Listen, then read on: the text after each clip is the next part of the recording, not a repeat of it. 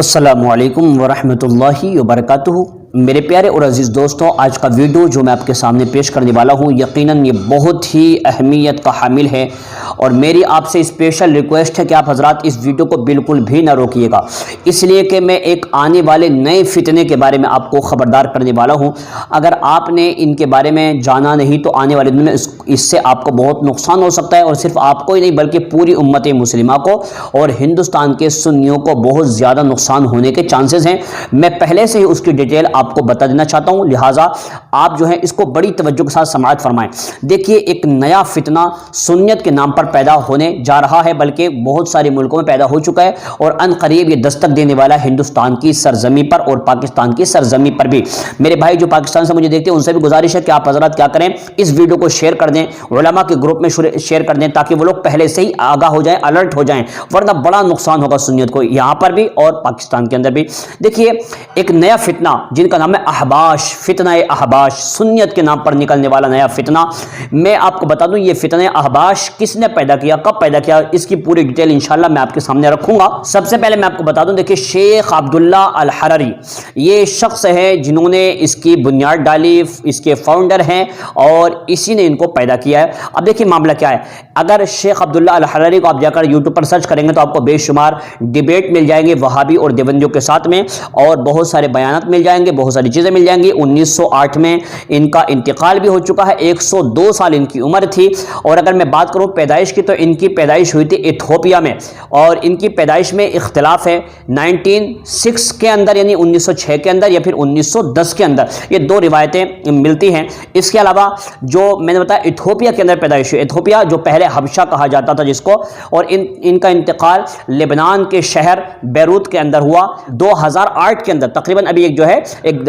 12 سال پہلے۔ اب آپ کہیں گے یہ معاملہ ہے کیا؟ اگر میں بتاؤں تو دیکھیے، میں نے بہت ساری معلومات جو ہے وہ گوگل کے ذریعے سے حاصل کی ہے، اور بہت ساری جو ہے ان کی ویب سائٹ کے ذریعے سے حاصل کی ہے، اور اس کے علاوہ باقی جو کچھ نالج ہے وہ میں نے حافظ احسان اقبال قادری صاحب جو کہ شری لنکا کے ہیں ان سے حاصل کی ہے۔ میں ان تمام کو اکٹھا کر کے آپ کے سامنے پیش کر رہا ہوں، اب آپ کی ذمہ داری ہوگی اس کو آگے ضرور شیئر کریں۔ دیکھیں معاملہ یہ احباش کن کو کہا جاتا ہے؟ احباش لوگ کہا جاتا ہے جو عبداللہ حرری کو مانتے ہیں، ان کی باتوں پر عمل پیرا ہوتے ہیں۔ سب سے پہلے احباش لوگ آئے تھے بنگلہ دیش، شری لنکا، افریقہ، موریشس، آسٹریلیا، لبنان وغیرہ میں، اور یہ آئے کیا تھے جانتے ہیں؟ یہ آئے تھے رد وہابیت کے نام پر، مطلب ان کا سب سے مین ٹارگیٹ تھا وہ تھا رد وہابیت، ابن عبد الوہاب نجدی کی غلطیوں کو سامنے رکھنا، علامہ ابن تیمیہ کی غلطیوں کو سامنے رکھنا۔ یہ لوگ آنے لگے تو اس کے بعد ہوا کیا جانتے ہیں؟ کیونکہ دیکھیں ہمارا کام بھی یہی ہے، ہم بھی ابن تیمیہ کا رد کرتے ہیں اور عبد الوہاب نجدی کا رد کرتے ہیں، اس کے علاوہ اور بھی بہت سارے ان کے جو بڑے بڑے فاؤنڈرز ہیں ان کا ہم جو ہے رد کرتے ہیں۔ جیسے ہی لوگوں نے دیکھا کہ یار یہ تو ہمارے ہی لوگ ہیں، تو سری لنکا کے اندر اور بنگلہ دیش کے اندر اور اس کے علاوہ موریشس میں،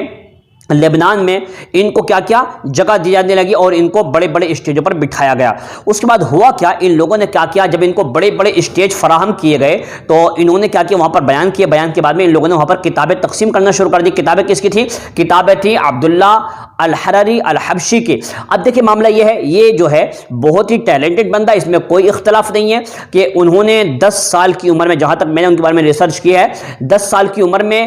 بخاری، ترمذی، ابن ماجہ، ابو داؤد، نسائی شریف، مسلم شریف 6 کی 6 کتابوں کو حفظ کر لیا تھا، اور قرآن پاک کو بھی حفظ کر لیا 10 سال کی عمر میں، اور بہترین ڈیبیٹر بھی تھے۔ ساری بات معاملہ اپنی جگہ بالکل درست ہے، لیکن چونکہ کہتے ہیں نا انسان کبھی کبھی جو ہے وہ زیادہ علم ہونے کی وجہ سے گمراہ بھی ہو جاتا ہے۔ اب یہ کیا ہوا، کتاب بانٹنے لگے، ان کتابوں کے اندر ایک کتاب کا نام آتا وہ ہے صریح البیان، یہ عربی میں تھی، بعد میں کیا کیا اس کو اردو میں اور دوسری لینگویجز میں کیا ہے ٹرانسلیٹ کیا گیا، اور ٹرانسلیٹ کر کے لوگوں کو دکھایا گیا۔ اب اس کے اندر جو خرابیاں ہیں وہ میں آپ کو بتاتا ہوں کہ آخر ہمیں اختلاف کیوں ہے، اور آنے والے دن میں یہ فتنہ انڈیا کے اندر بھی آئے گا، پاکستان کے اندر بھی آئے گا۔ تب کیا ہوگا، علماء اہل سنت آپس میں جھگڑیں گے، جیسے کہ شری لنکا میں جھگڑے ہیں، اور بنگلہ دیش میں بھی علماء اہل سنت آپس میں آ گئے ایک دوسرے کی ٹکر پہ، ایسے یہاں پر بھی ہو سکتا۔ اس سے پہلے میں آپ کو خبردار کر رہا ہوں، اور تمام علماء اہل سنت کو خبردار کر رہا ہوں کہ ایسے لوگوں کو اپنے اسٹیج پر کبھی جگہ مت دینا۔ ان لوگوں نے دیکھیں کیا لکھا، عبداللہ حرری صاحب نے حضرت امیر معاویہ کے تعلق سے، حضرت خالد بن ولید کے تعلق سے اور حضرت عائشہ کے تعلق سے لکھا کہ یہ لوگ گناہ گار ہیں، ان لوگوں نے غلطیاں کی ہیں، اور کچھ الٹی سیدھی روایتیں پیش کر کے یہاں تک لکھا کہ ان لوگوں کو فاسق بھی کہا جا سکتا ہے۔ تب علماء اہل سنت کو لگا کہ یار یہ کیا ہو رہا ہے، اور اسپیشلی شری لنکا کے بارے میں بتا رہے ہیں حافظ احسان صاحب کہ وہاں تو بڑا تشویشناک معاملہ ہو گیا اور لوگوں آپس میں جو ہے جو کچھ مولانا لوگ ایسے تھے جو ان کی کتابوں سے متاثر ہو چکے تھے، ان کو لگا کہ یار اتنا رد کرتے ہیں دیوبندیوں وہابیوں کو تو ظاہر بات ہے ان کی بات صحیح ہوگی، تو ان میں سے بعض لوگوں نے امیر معاویہ کی شان میں بھونکنا شروع کر دیا۔ تب ان کو لگا کہ یار ہم نے غلطی کی ہے، اور ان کا ایک اور ٹارگٹ وہ یہ ہے کہ جو حضرت جابر رضی اللہ تعالیٰ سے ایک حدیث منسوب ہے جس کے بارے میں حضرت جابر نے سوال کیا تھا، یا رسول اللہ اللہ نے سب سے پہلے کس چیز کو پیدا کیا؟ تو آپ نے فرمایا ان اللہ تعالیٰ قد خلق قبل الاشیاء نور نبی کا من نورہ، یعنی بے شک اللہ نے سب سے پہلے اے جابر تیرے نبی کے نور کو پیدا فرمایا۔ تو یہ کہتے ہیں نہیں نہیں یہ غلط ہے، یہ حدیث بالکل موضوع ہے، من گھڑت ہے اور یہ فرضی ہے اور یہ گھڑی ہوئی ہے۔ تو اس طریقے سے ان لوگوں نے اس کا انکار کیا، حالانکہ اس حدیث میں بعض لوگوں نے تنقید ضرور کی ہے مگر سرے سے اس کا انکار کر دینا یہ بہت بڑا جرم ہے، ایسا نہیں کرنا چاہیے تھا، لیکن حرری صاحب نے اس کو ڈائریکٹ کیا کر دیا، اس کو کہہ دیا کہ یہ غلط ہے۔ حالانکہ اگر اس حدیث کا آپ رد کرو گے تو اس میں آپ کو کتنے نام گنوا رہا ہوں، امام بہقی نے اس کو اپنی کتاب میں نقل کیا، علامہ ابن حجر اسقلانی نے اس کو اپنی کتاب میں نقل کیا، امام قسطلانی نے اپنی کتاب میں نقل کیا، امام زرقانی نے نقل کیا۔ اگر اس حدیث کا رد کیا جائے گا تو گویا کہ ان کا بھی رد ہو جائے گا، اور یہاں تک کہ شری لنکا کے علماء آپس میں ہی جھگڑنے لگے، یہاں تک کہ مناظرے کی نوبتیں آپ پہنچی۔ اب دیکھیے آگے فرماتے ہیں، اگر میں آپ کو بتاؤں کہ دیکھیے حضور کو پہلی مخلوق کے تعلق سے لوگوں کا اختلاف ہے، کسی نے قلم کو کہا، کسی نے پانی کو کہا، لیکن حقیقت یہ ہے کہ اس کے بارے میں امام قسطلانی نے اور امام زرقانی نے بڑی تفصیل سے لکھا، کہا کہ ہمیں اس کا بھی انکار نہیں اور اس کا بھی انکار نہیں ہے، لیکن حقیقت یہ ہے کہ اگر بات کی جائے سب سے پہلے تو حضور کا نور ہی پیدا کیا گیا ہے، اور بات رہی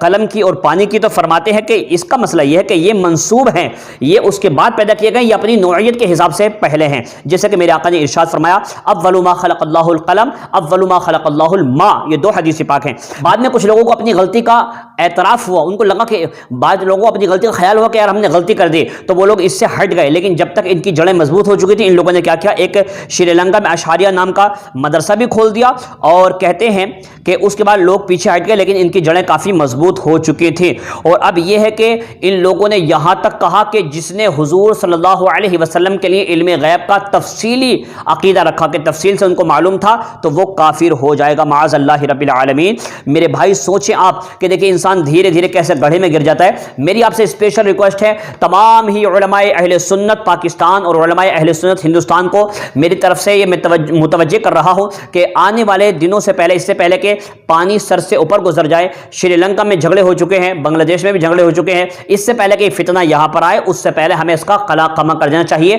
اور ایسے لوگ اگر آپ کو ہندوستان کی زمین پر پلتے ہوئے ملیں تو ان کو بالکل بھی اسٹیج مہیا کرانے کی ضرورت نہیں ہے، ایسی فتنوں سے ہمیں آگاہ رہنا ضروری ہے۔ یہ میرا ویڈیو ہر گروپ میں ہر جگہ شیئر کر دیں تاکہ فتنہ اور فساد آنے سے پہلے ہی، اور یہ فتنہ آنے سے پہلے ہی ہم اس کو روک سکیں۔ یہ ویڈیو آگے شیئر کرنا آپ لوگوں کی ذمہ داری ہوگی۔ السلام علیکم ورحمۃ اللہ وبرکاتہ۔